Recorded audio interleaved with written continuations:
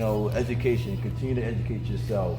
Whether you're in school or out of school, if you're curious about something, don't rush to a conclusion about it. Read a book about it. And once you read that book, you may want to read another book on it to get a different perspective.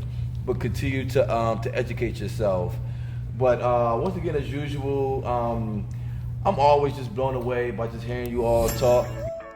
Kingdom Empowerment Incorporated is a nonprofit organization whose vision is to empower young men and women to get a better understanding of self by enhancing their personal and professional development through a 10-week program that includes professionally developed exercise programs, in-depth conversations, and relationships that are built to last a lifetime. This 10-week program digs deep into the person they are, the influences in their lives, the roles and expectations they have, conflict resolution, managing stress, wellness, their personal value, all the way up to life planning and so much more.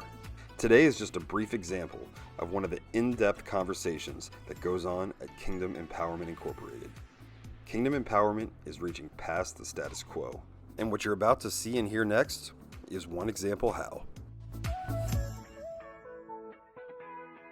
Every person that walks in here, you care about and are willing to help, and that's why you have stuff like this.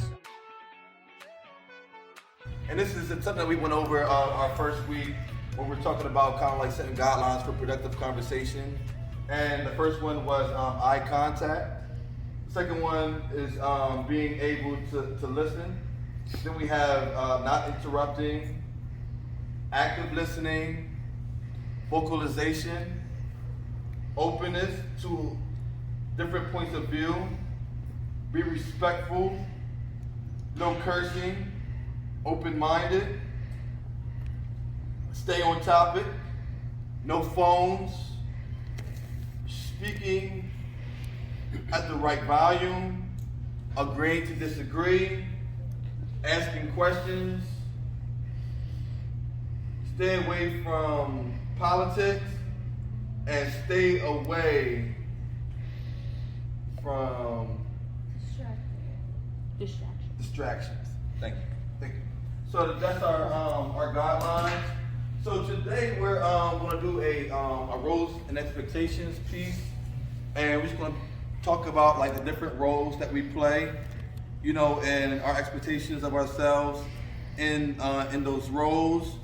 And opening up, we're going to do a brainstorm. And James Baldwin said, "The hope of the world lies in what one demands, not of others, but of oneself." I'll read that to you one more time. The hope of the world lies in what one demands, not of others, but of oneself. So opening up today, we're just going to go around the room, and we'll start with Amadou, and I'll write these down on the board. I want everyone to list a role that they play.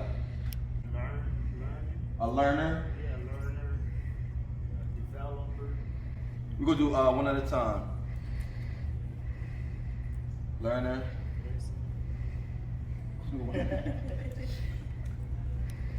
All right, how about you?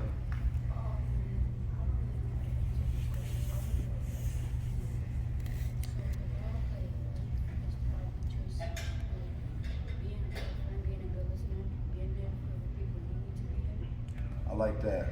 Being a good friend. So I just put friend is a role that you play.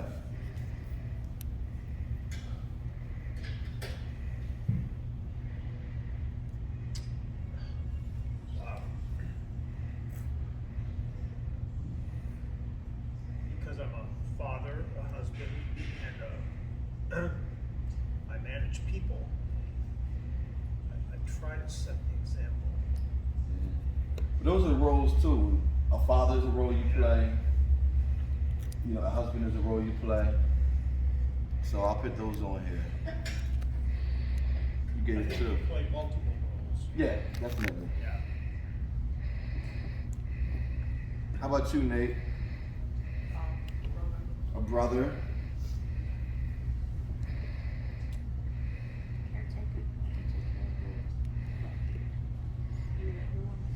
Caretaker.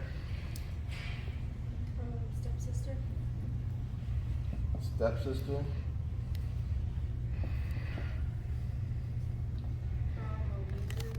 Leader.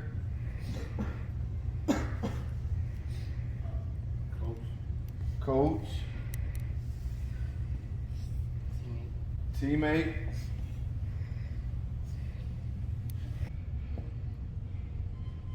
I think this is a little different from learner, and I can explain later, but I'm going to say I'm a student. Student. I'll say I'm a trainer. Anything else? You can just shoot it out. Mentor. Provider. Provider. What else? Keep it going. Let's try to fill this board up. Huh? Son. Your mother. Mother.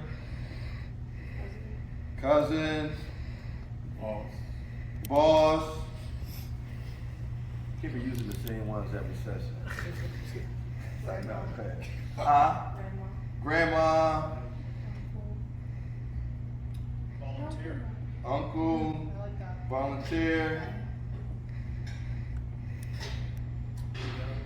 Developer.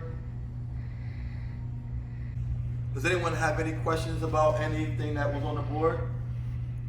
I know, Sid, that you wanted to give a little bit more context. Yeah, sure. So I feel like anyone at any age and any position can be a learner. You can go and learn things at work. You can learn things just maybe by watching a documentary. You can learn at any, and you should learn at any point in your life. But I feel like as a student, you belong to a learning institution, whether that's elementary school, maybe college, high school, maybe you go to music practice, maybe like you play the piano, so you go to practice. But I feel like we're all learners, but we're not all necessarily students. I like that. All right, so I want everyone to just kind of like take a strong look at this board and think about, like, just pick like one of these as a role that you play. And we're gonna start with Sid, and I want to ask, what are your expectations of yourself when you play that role? I'm definitely a teammate. I belong to a team, and as a teammate, I would expect myself to support my teammates, to help them in any way that I can, and to be a fair, to play the game fair. I like that. What about you, Ben? I'm kind of a role model to my brother. As an expectation, I am to like get good grades so he can look up to that, try to better himself than me, a little competition. Just be overall nice person to everyone and just be a good person overall. You know, as expectation as a friend, just you know, being there for my friends, you know, if they need me. Also just you know, if they need help or being even, you know, a good example for them, and you know, just trying to encourage them to do the right thing. You know, it's a good thing. I think I'm kind of a mentor because I tutor, so like I have to be patient, understanding, like be able to explain stuff at a like more simple level, kind of, and talk like not down to them, like talk with them. You know? What do you tutor? I tutor Spanish. Oh wow. Lit. I'd say volunteer. Okay. My expectations for that would be like not making like it a special event. It should be like a normal thing that people do. I think helping others like that shouldn't be seen as like you're doing extra. I think it should be more normalized. Yeah, I don't know. Because people like, oh, you volunteer, you're better than everyone else because you volunteer. But I think it's just what you're supposed to do. You don't even like if it's not going to like an actual like volunteer facility or anything. It could just mean helping others in need, like homeless or anything like that. Yeah. To serve people. Yeah, I like that. Cousin. I have a 5-year-old cousin, well, 3-year-old cousin who I treat as if they're my own children.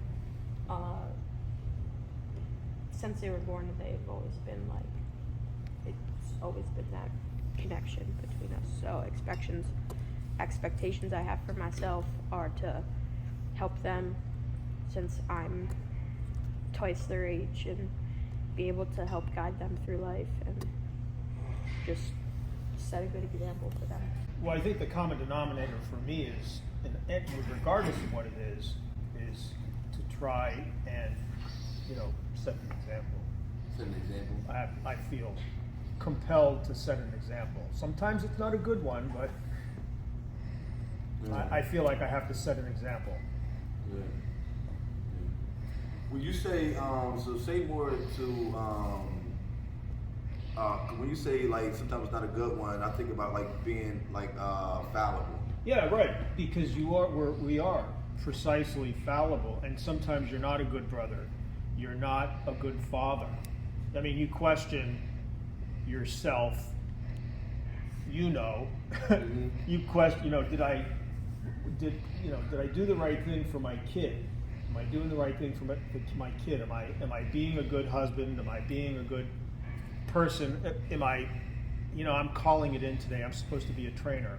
Am I doing it right? Or, I'm at the gym. Am I being polite to the other people around me? Just so that, I don't get a dirty look on the way out the door or something. Yeah. It's trying to get along in life. So, yeah, I don't, I think we're all fallible. Yeah. But in the end, it's the aggregate that people remember. They may laugh because, remember the time he so-and-so, and that was kind of a goofy thing or was a bad thing you did. But for the most part, when you look at someone, and you look at, I don't know you, but if I did, I'd say, what I know of you is that you're this good person who does X, Y, Z. And it's because of the aggregate, it's the full body of work that you do. And if you're setting the example, if you're doing right by other people, then I think people around you tend to remember the aggregate of what you are. I like that. To really show my family members that are younger than me, and my siblings, my little siblings, to be able, you can actually do this, we can actually do this, be able to get money and stuff, be able to get through life, it's not gonna be like this. I would say my role would be father. I think that's kind of like the biggest challenge for me. That's at the forefront of my mind right now. I would say number one, to be patient, especially if I'm having a long day at work and the kids may make a mistake, not to yell, because to Daniel's point, we all make mistakes. You know what I mean? Not just 2-year-olds, but adults make mistakes. So to kind of practice that patience when I come home, and also to not be lazy. I think also if I come home from a long day's work, sometimes I just want to plop down on the couch, or what I mean, watch some TV or play on my phone or something like that. But at the same time, I want to interact with my children. You know what I mean? I don't want to neglect them, just because I'm feeling tired. I want to make my parents happy and the people around me happy, but by making everybody around you happy, don't neglect your own happiness. I did that for many, many years, and now I'm starting to find what I really enjoy in life, and instead of trying to make my parents happy and proud, doing stuff that I want to do, getting into other stuff. My parents have always loved watching me play football. I don't know if I really want to play next season. I kind of want to just work on myself and enjoy my life, do stuff that is enjoyable for me. And it's always kind of made me anxious to hopefully I'm doing this right, so they're not mad at me. I just want to make them proud. But I learned that going out of your way to make other people happy is never going to make you happy. So I guess I got a follow-up question to that.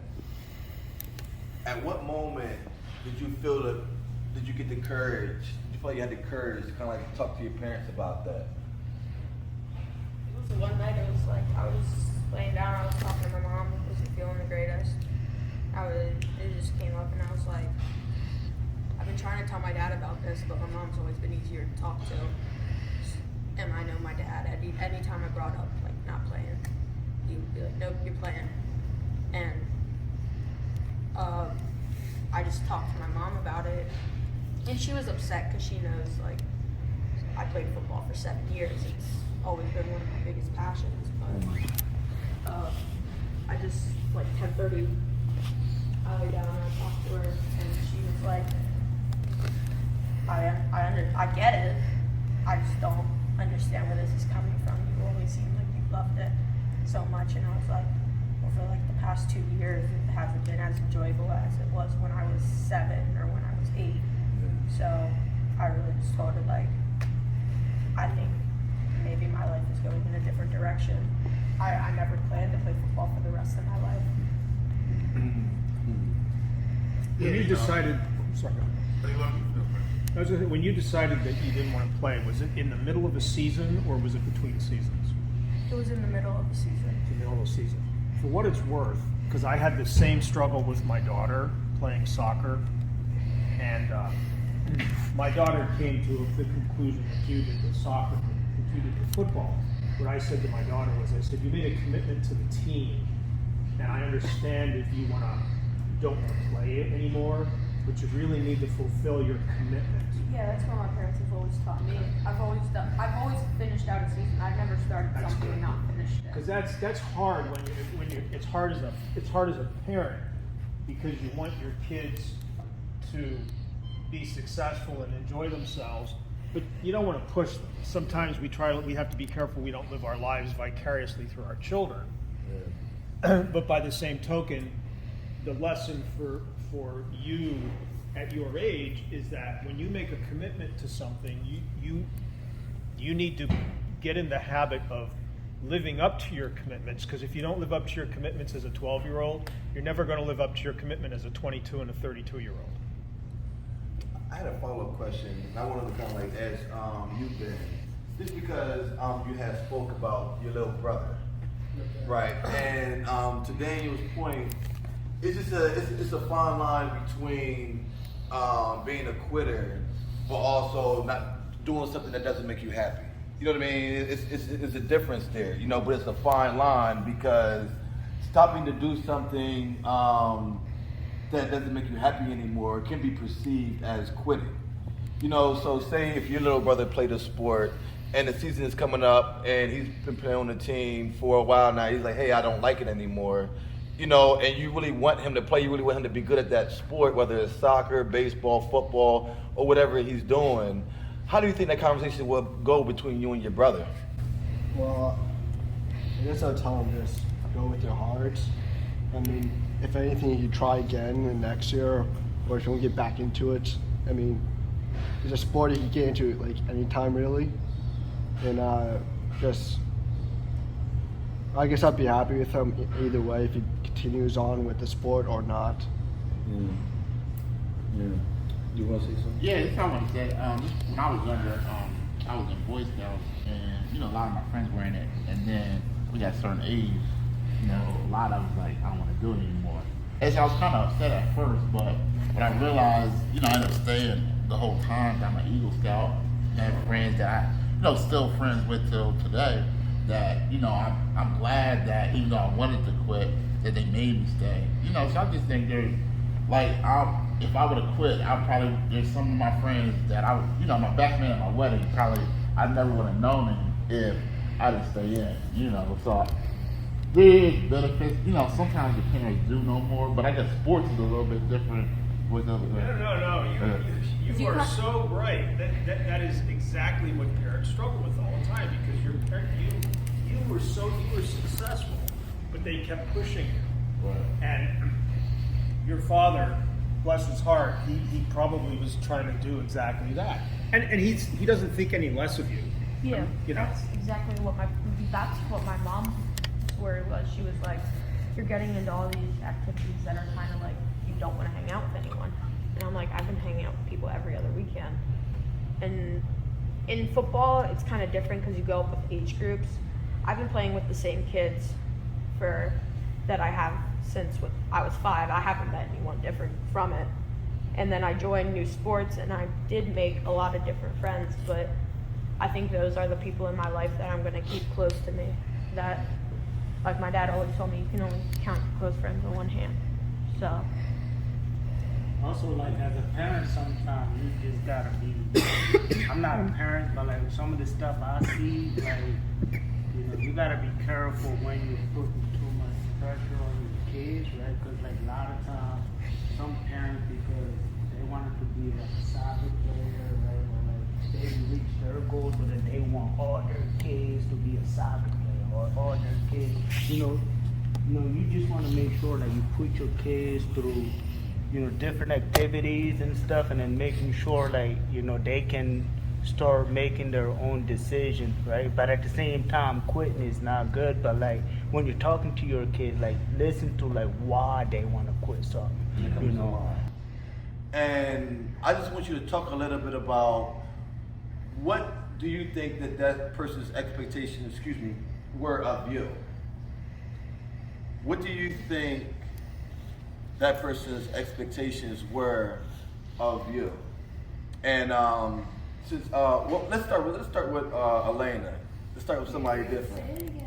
So think about somebody that's been like very influential in your life. It could be your mom, it could be your dad, it could be your uncle, it could be your friend. You know what I mean? And think about their expectations of you. What were they?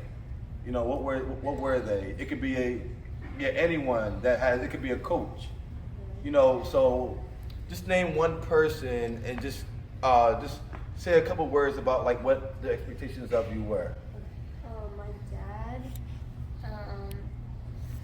I guess overall he expects me to be pretty disciplined and not lazy at all because he's a very big go-getter. Like, it's actually really annoying.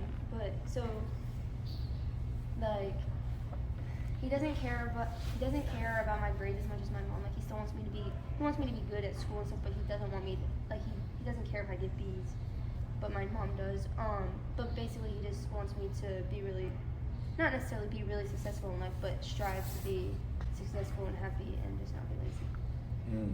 I said my wife, right? Because I think what she does is that she has an expectation where she wants me to be the best that I can be. So even when I feel like, okay, I reached that, now you can do more. And I just think through our relationship, she's just been pushing me higher and higher and allowed me to become, the man, the husband, the father, the coach, the brother that, the guy had, made me to be, and I think that all came, not all, but a lot of it came from her just continue to push me and not settling for, where I was at, because it was up to me. I was like, okay, I'm here, I'm good. She's like, no, now you can go here and here. So I think her just constant pushing made me who I am. Like, they taught me not to be lazy and like be active. Like, if it was for my dad, like, not put me in basketball, I would probably be lazy and just sitting at home all day doing nothing, like bored. Now I'm in basketball. Only thing I do is basketball, play basketball, go to Friendship Center, play. That's all I do, just active. I think the most influenced person in my life is probably my dad. He expects me to be like a good person, just be nice to people, you just understand what like they're saying, and just be a good person overall. Just don't fight with people. How about you, Miss Sydney? You almost skipped me. You started looking over there. No. You started looking over there. I hate to say this to like inflate your ego anymore, but I think I have to say you. Oh my God. I know. Sorry, guys. But I think that your expectations for me is just like whatever I do, just go hard. You know what I mean? Go hard and like don't get too comfortable. Don't let yourself be lazy, like you were saying earlier, and just try my best and just make myself happy. Would you say that's your expectations for me? Yeah. A little twinkle in my eye. Sure. Oh God. You blushing. Oh my goodness. I think for me, a big influence for me was a gentleman that was volunteering for a while with this group. Some of you met him. His name is Don Trott, and it was Don Trott didn't know me from Sam when he first met me, and he just kind of like see me around the gym, and pretty much every day, and I was super busy. Every day he'll be like, "Hey Harry, I want you guys to lunch." And I'd be like, all right. And I was busy. I'd be like, all right, you know, I'll make your time this week. And he was always consistent every day. Hey, you know, if you're available today, I'll take you out to lunch. And every day it was just kind of like, then we went out to lunch. We talk about life, talk about the program, talk about the gym, just kind of like talking as men. And you know, he was just kind of like so like easygoing and just so like witty and has so much wisdom with his conversations. And just kind of like so like inspiring, you know, just kind of like just how he was as a man. Like some things just kind of even just kind of like hard to describe. It's just what I can say. It's like, he's like a man amongst men. You know, he's a leader. You know, and he's somebody that his expectations of me is to, you know, integrity. I think that's the main thing that I could, you know. It's the expectation of integrity with him, you know, with everything I do, whether it's with my family, whether it's with the job, with my friends, with the organization. It's just to be a man of integrity. So that's kind of like the biggest expectation that I think that he has of me. Two people. I got my mom and I got my friend Adonis. Because without my friend Adonis, I wouldn't be playing basketball. He told me about basketball. He's like, yo, bro, I think you should try out for this team. I was like, I never played basketball before. He's like, I think you should try out for the school team, bro. I was like, okay. I tried out for the school team. I make it again this year. But I'm gonna make it again next year, though. And for my mom, I would just say, trying to make her, I don't know how to word it, trying to make her be happy. Like, not having her work every day is basically when I want to get my mom out of, like, she could just wake up at like 12 o'clock and then just start getting on with her day. She don't gotta go to work she don't gotta be at work at 6 a.m. When I was a junior in high school, and I had a part-time job. We didn't have a lot of money, but I had to work. And I remember sort of making excuses why I couldn't come to practice or a track meet. And he pulled me aside and he explained to me why I needed to be there. And he said, just do me a favor. I said, okay, Coach Webb. He said, just show up. I just want you to show up. And I never forgot that. I never forgot that as long as I lived. And he taught that simple talk, taught me so much. And I wasn't good, but he still put me on the team. And I learned a lot about teamwork and being with other people, and that you didn't have to be the best. You just had to show up and contribute. And I never forgot that.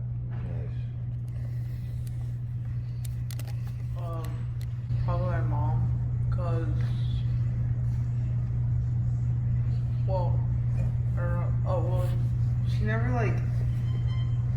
quits anything she starts. Like, well, if she wants to quit, she'll finish it. Like whether it's like a project or a program or classes and stuff like that.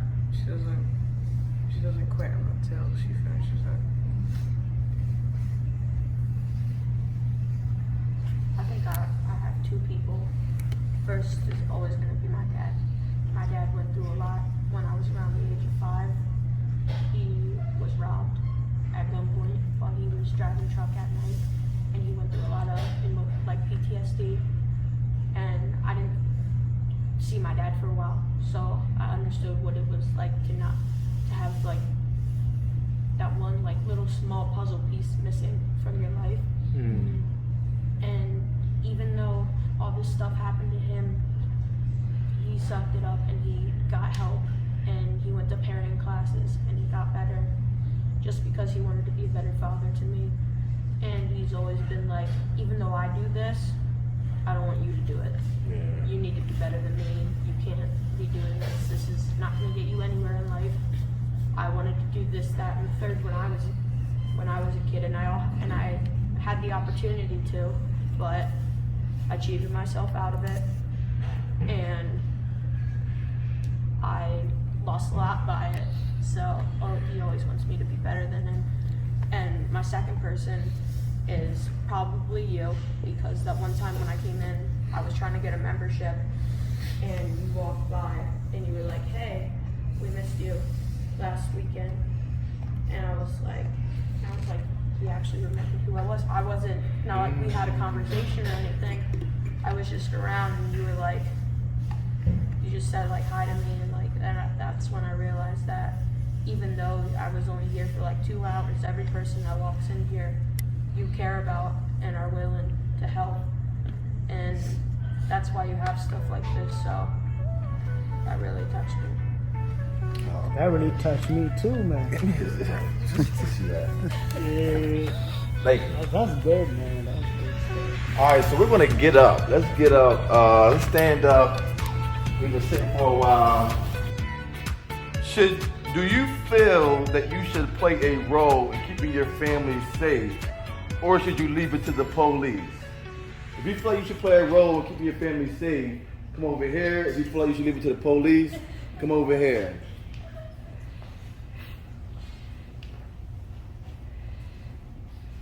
We all came over here. Yeah. So, Even if you don't have like if you don't have a weapon, but that's your family, like natural instinct. My natural instinct is always gonna be, I'm gonna protect my family. Like my parents have always told me, we're going to die if it keeps you alive, but like it goes the same way. It's my first instinct is always to keep my family safe, older or younger. Okay, I like that. Come back. Oh. I mean, for me, I think it's both ways. Like, there's times when I leave it to the police, you know what I mean? And there's times when you might have to take it to your own hands.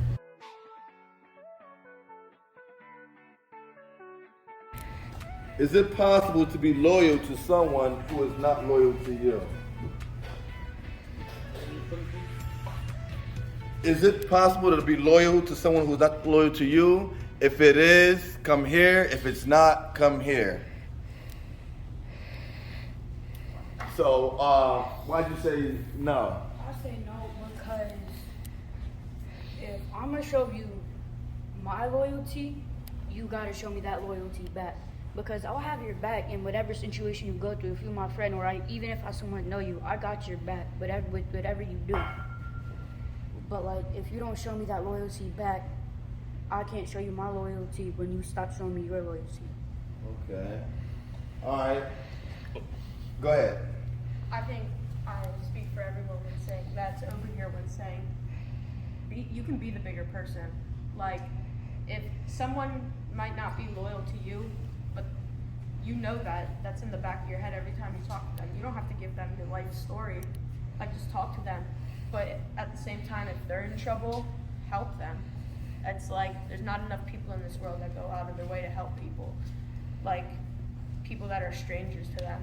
So even if somebody isn't loyal to you, you can still be loyal to them, because you don't have to give them like everything. All right, let's come back to the circle.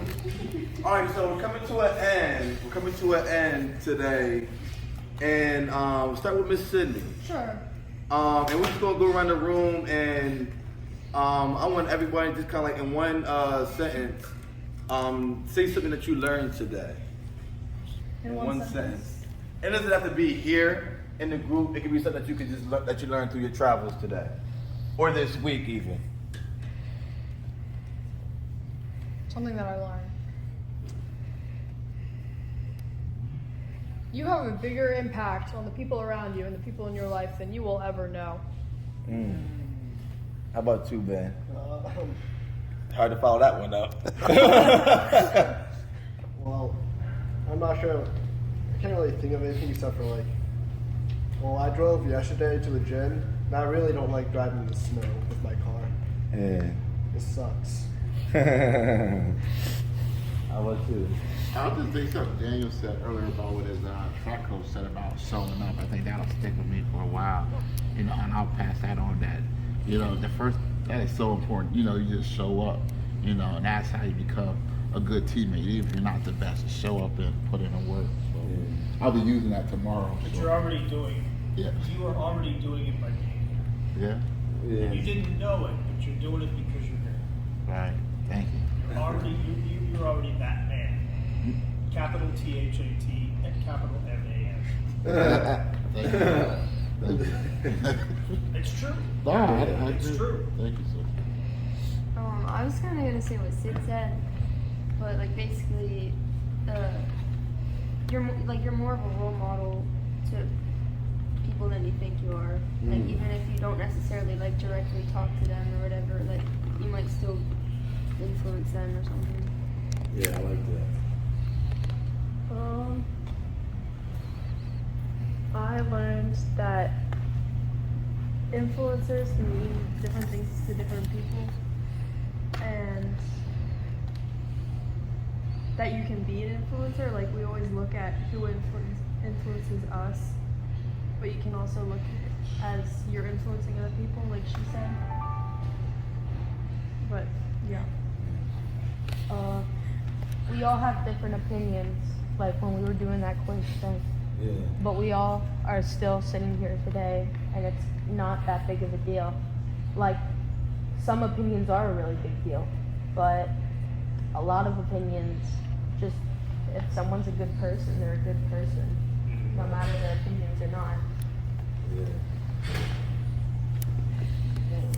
Oh, something Daniel said to me earlier, back when you were doing the weights, I think it was on the sumo deadlift, but doing it right with no weight is more than doing it wrong with a lot of weight.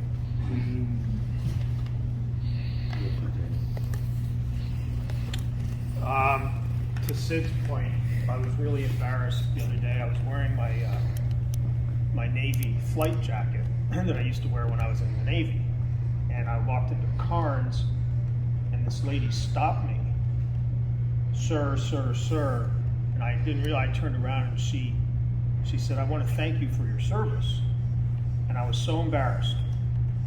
I didn't know how to respond. I find it uncomfortable because I didn't really want to be thanked, but I understood where she was coming from because I didn't do it to be thanked. I did it for other reasons, but I felt so uncomfortable, and this lady was just trying to be nice to me. It was a very awkward situation, but she recognized my coat, to your point, and I passively was having an influence on this lady and didn't know it. It was very uncomfortable. What was the question again? I'm sorry. What's something that you learned either today or this week? Something that I learned this week is that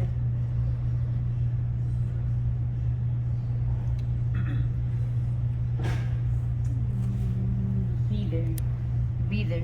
Just like if you're there for your friends, they'll be there for you. If you're there for your family, they'll be there for you. So you just gotta be there. And so like just be there. I don't know how to say it. Anything else. Yeah, I would definitely say something I learned this week and today, right, is literally like the wisdom from every single one of y'all and like showing up, right? So I'll give you guys a little story. So I was down on COVID for like 2 weeks, right? And I got better, so I just got back to work Monday, right? Keep in mind, it messed me up like mentally, physically, I was drained, and I'm just sitting, I'm like, I don't know how the hell I'm gonna get through Monday and the rest of the week, but I'm like, nah, I still got a faith in God, like, and I literally was like you said, show up, right? I'm like, I gotta show up Monday, have faith in God, and said that like everything will work out great. That's literally like the faith and the hope, and then just show up. That's what got me through the week, and literally like the wisdom from all of y'all, is definitely I really appreciate that, from the team. So, And I think that's one thing that I learned this week because you see it becomes such a norm how when someone has a difference of opinion than you start to like vilify them. And when you spoke to like us like having that forced choice and some people going on one side, other people's going on the other side, it wasn't like we heard somebody who had a difference of opinion when you responded, you didn't respond to them. You just responded to how you felt. You know, and I think sometimes when you see someone having a difference of opinion than you'll like start speaking outside of yourself, and then you'll speak to why they're wrong. You know, and I just like when you said, you know, just because a person has a difference of opinion on something doesn't make him a bad person. And you don't see that enough in this world. I think that was, you know, really refreshing that you pointed that out, and really refreshing to see that. Keon, while you were at the bathroom, we were just asking, what is something that you learned either today or this week? Something I learned this week.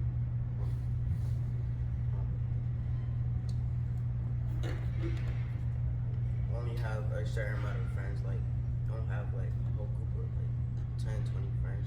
Just have like true friends, like 5, 3, something like that. Like don't, cause like some of them you can't trust. Not like only like 2 you can trust for. And I know how you just brought up the point of opinions that I made, and I want to add something to that. Like every time like a politic thing comes up, and in school everybody's coming to school with their parents' opinions, because we're kids, we're not sitting up watching the news and doing papers on this stuff. We're just listening to what our parents are talking about to each other and what our grandparents are saying. So we're all coming to school and we don't truly know what's happening. Like, I remember the last election, everybody was coming to school, they were saying this, they were saying that, they were wearing t-shirts, but we're just here to learn. Education, continue to educate yourself. Whether you're in school or out of school, if you're curious about something, don't rush to a conclusion about it, read a book about it. And once you read that book, you may want to read another book on it to get a different perspective. But continue to educate yourself. But once again, as usual, I'm always just blown away by just hearing you all talk, you know, especially, you know, people who have done the program, you know, more than once, you know, just kind of like seeing your development from when you first started. You know, it's just a very surreal experience. So I just want to thank you all.